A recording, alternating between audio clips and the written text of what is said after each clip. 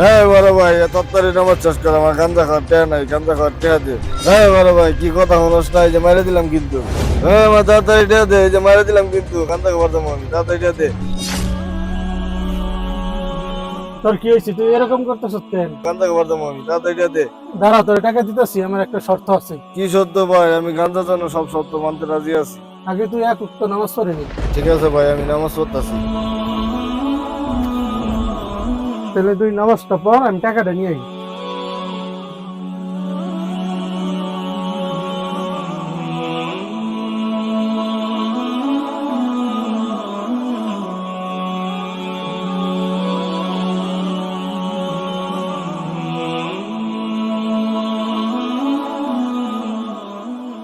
এই নাও তোমার গাঁজার টাকা। না ভাই আমার আর টাকা লাগবো না, আমি আর গান্দা খাবো না, আমি নামাজ পড়ে যে শান্তি পাইছি গান্দার মতো শান্তি পাবো। তাইলে তোমাকে আল্লাহ হেদায়েত করেছে। জি ভাইয়া।